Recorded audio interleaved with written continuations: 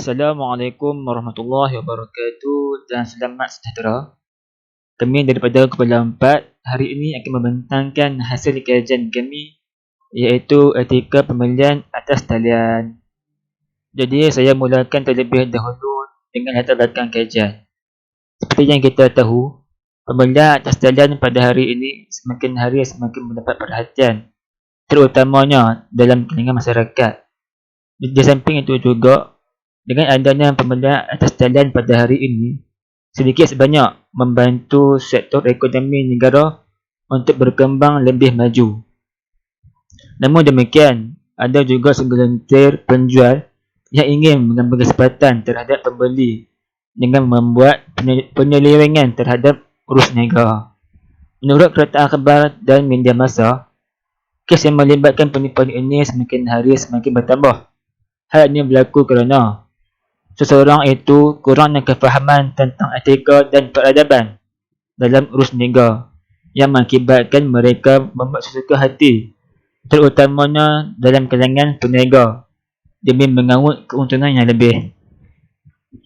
Oleh yang demikian, berlakunya kes yang sebegini bukan sahaja merugikan pembeli, malahan mengakibatkan kerugian yang besar kepada ekonomi negara, terutamanya dalam hal-hal yang melibatkan pelabur luar. Seterusnya, kita ke objektif kajian. Yang pertama, mengkaji jenis-jenis penipuan pembelian atas talian. Kedua, mengenal pasti punca-punca berlakunya penipuan atas talian. Ketiga, mengukur tahap penerimaan masyarakat terhadap pembelian atas talian. Yang keempat, mencadangkan etika dan peradaban sesuai untuk berurus niaga. Okay, Assalamualaikum warahmatullahi wabarakatuh. Seterusnya adalah tentang kepentingan kajian. Daripada kajian kami telah meringkaskan 3 poin utama, iaitu pertama, kepentingan kajian kami adalah untuk menolong pelbagai pihak, terutamanya usahawan.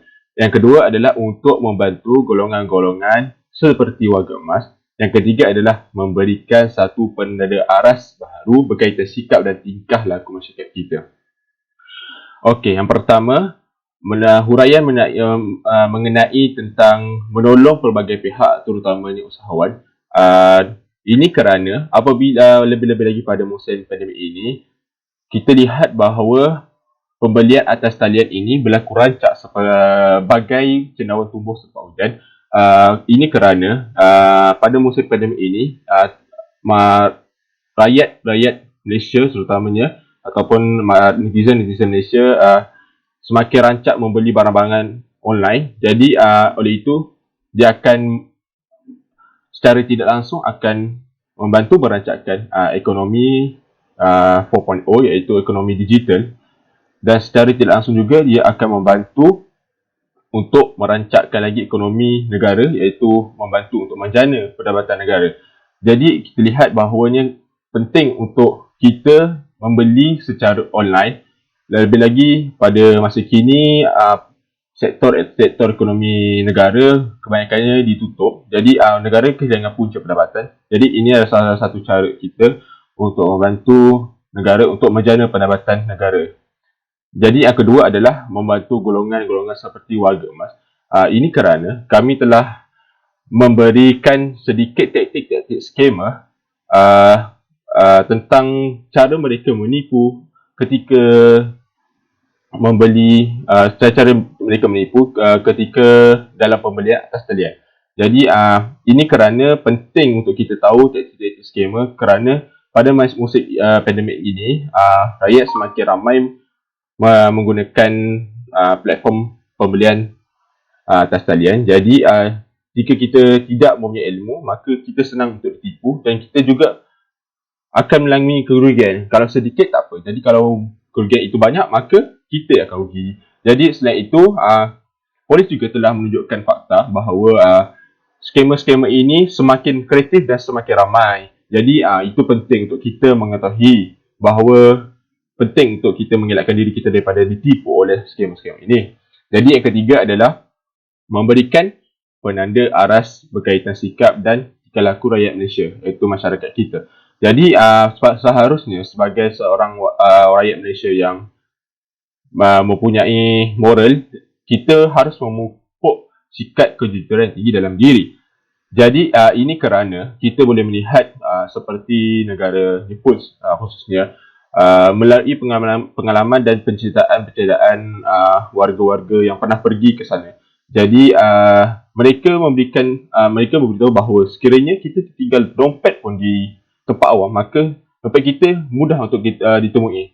Tapi sebaliknya berlaku di Malaysia. Jadi kita perlu menilai diri kita sendiri. Jadi adakah sikap kejujuran itu ada ataupun tidak. Lebih-lebih lagi Malaysia ini khususnya dikenali sebagai negara Islam. Jadi Islamnya terletak di mana? Okey, itu saja. Itu saja saya punya penjelasan berkenaan kepentingan kajian kami yang ringkas dan padat. Okey, sekian, terima kasih. Pembelian atas talian merupakan proses atau transaksi yang dilakukan oleh pengguna untuk membeli produk atau perkhidmatan dalam internet. Pembelian ini juga dilakukan menggunakan platform jual beli di internet dan media sosial seperti Shopee, Lazada, Instagram, Facebook dan platform jual beli yang lain.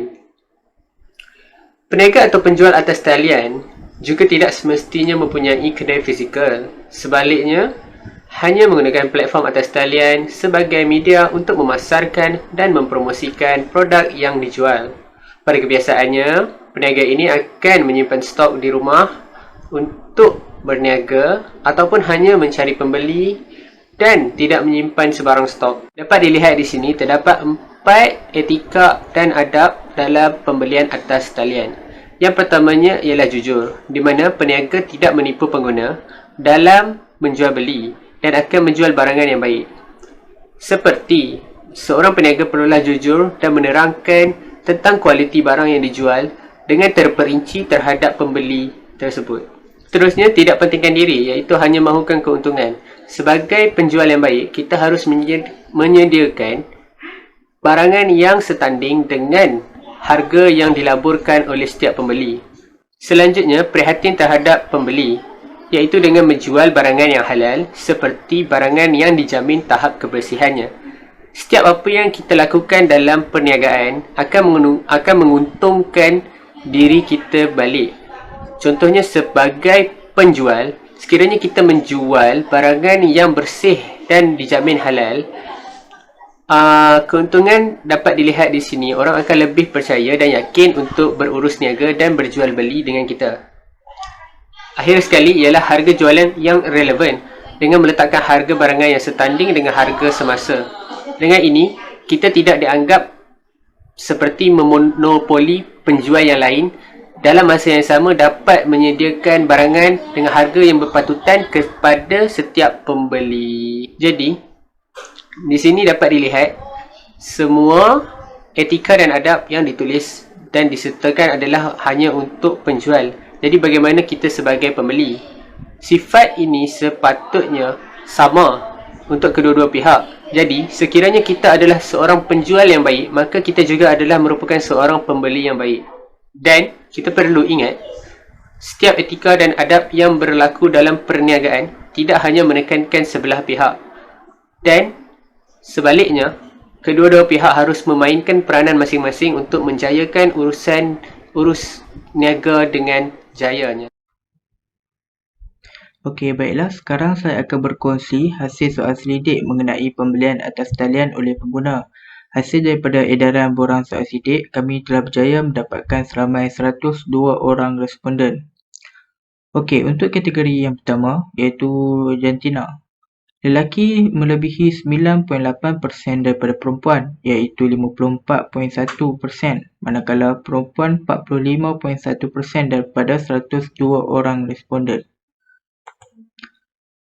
Seterusnya ialah kategori umur. Dekat sini kita dapat lihat Untuk golongan umur 40 tahun dan ke atas hanya 3% saja. Hal ini mungkin mereka lebih selesa membuat pembelian di kedai atau di pusat membeli belah. Untuk kategori kaum pula, majoriti kaum Melayu iaitu sebanyak 95.1%, hanya 4.9% sahaja untuk kaum Cina, India dan lain-lain. Seterusnya, bagi kategori pengguna, kita boleh lihat bahawa pelajar dan juga orang awam mendominasi carta ini berbanding warga emas. Hal ini mungkin kerana warga emas tidak reti menggunakan rangkaian internet. Akhir sekali ialah untuk kategori status pula. Status berkahwin hanya 5.9% berbanding bujang iaitu 95.1%. Hal ini mungkin bagi yang telah berkahwin, mereka mempunyai komitmen terhadap keluarga mereka. Okey, seterusnya saya akan serahkan kepada kawan saya. Beralih pula ke tahap penerimaan masyarakat terhadap pembelian atas talian. Keterapan anda membeli barang secara atas talian dalam sebulan. Berdasarkan statistik tersebut, nampaknya kebanyakan responden membeli barang secara atas talian di antara 1 hingga ke 2 kali dalam sebulan. Diikuti pula, seramai 28 responden membeli sebanyak 3 ke 4 kali dalam sebulan. Dan terakhir sekali, hanya 13 responden sahaja yang membeli lebih daripada 4 kali pembelian secara atas talian. Hal ini menunjukkan bahawa kemungkinan ramai orang ingin berjimat cermat ataupun mereka tiada kemahuan untuk membeli sebarang barangan secara atas talian. Seterusnya, aplikasi yang selalu digunakan untuk pembelian barang secara atas talian. Sebanyak 93.1% memilih aplikasi Shopee sebagai aplikasi yang digunakan untuk membeli barang secara atas talian. Hal ini kerana Shopee adalah aplikasi yang mudah dipercayai dan senang untuk digunakan oleh orang ramai. Apakah yang menggalakkan anda untuk membeli barangan secara atas talian? Sebanyak 45.1% membeli barangan secara atas talian disebabkan harga barangan yang ditawarkan lebih murah berbanding harga di kedai. Tidak dinafikan sebanyak 26.5% menyatakan sebab iaitu membeli barangan secara atas talian lebih efisien berbanding membeli di kedai. Seterusnya, seramai 11.8% yang menyatakan bahawa mereka dapat membuat pilihan barangan yang lebih meluas berbanding membeli di kedai. Dengan peratusan 6.9%, ramai yang menjurus kepada pembelian atas talian disebabkan pandemik yang melanda dunia sekarang iaitu COVID-19. Apakah kurier yang sering digunakan untuk pembelian secara atas talian? Lebih daripada separuh responden memilih JNT sebagai kurier utama berbanding Pos Laju dan DHL. Hal ini kerana JNT mudah dipercayai dan merupakan kurier yang terpantas buat masa kini. JNT juga merupakan pilihan yang selamat bagi setiap responden kerana tahap keselamatan barangan-barangan mereka dijamin. Soalan seterusnya adalah barangan yang anda selalu beli secara atas talian. Berdasarkan catatan berikut, majoriti barangan yang dibeli oleh responden adalah aksesori iaitu sebanyak 56.9%, diikuti oleh pakaian sebanyak 17.6% dan untuk kosmetik sebanyak 10.8%. Mengikut daripada catatan tersebut, majoriti memilih barangan aksesori kerana diikuti dengan situasi pandemik COVID-19 di mana mereka memerlukan aksesori seperti aksesori gadget iaitu kamera, mikrofon dan speaker, terutama sekali untuk para pelajar bagi mengikuti pembelajaran secara atas talian. Seterusnya adalah pernahkah anda ditipu semasa berurus niaga di atas talian? Berdasarkan catatan di bawah, majoriti sebanyak 72.5% tidak pernah ditipu. Hanya terdapat segelintir sahaja responden yang pernah ditipu semasa berurus niaga di atas talian, iaitu sebanyak 27.5%. Soalan seterusnya adalah punca-punca berlakunya penipuan atas talian. Berikut merupakan antara taktik-taktik yang digunakan oleh scammer untuk menipu pelanggannya semasa pembelian di atas talian.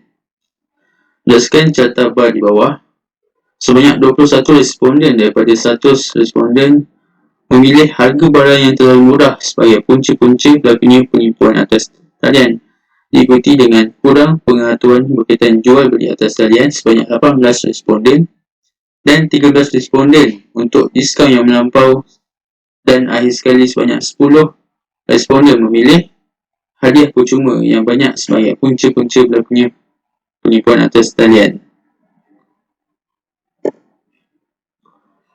Seterusnya adalah tindakan sekiranya berlaku penipuan pembelian atas talian. Berdasarkan carta bar berikut, kebanyakan pengguna akan memilih untuk melaporkan kepada Tribunal Pengguna, iaitu sebanyak 59.8%, diikuti dengan 20.6% untuk melaporkan kepada pihak polis dan sebanyak 12.7% tidak melakukan apa-apa. Bahagian terakhir ialah bahagian cadangan penambahbaikan. Okey. Yang pertama, kumpulan kami telah menanyakan tentang apakah tahap penerimaan tentang aktiviti pembelian atas talian terhadap semua responden. Berdasarkan survey kami, seramai 47 orang menyatakan mereka bersetuju di dalam pembelian atas talian, manakala hanya seorang daripada 102 responden menyatakan dia tidak bersetuju. Selain itu, seramai 24 orang daripada responden menyatakan mereka tahap penerimaan mereka adalah neutral, mungkin disebabkan mereka pernah ditipu oleh satu atau dua orang penjual dan mereka masih percaya terhadap pembelian atas talian ini. Seterusnya, penambahbaikan yang pertama ialah pengguna atau pembeli harus menggunakan laman sesawang yang rasmi daripada pihak penjual ataupun syarikat-syarikat yang terkemuka untuk melakukan sebarang transaksi atau pembayaran atas talian. Okey.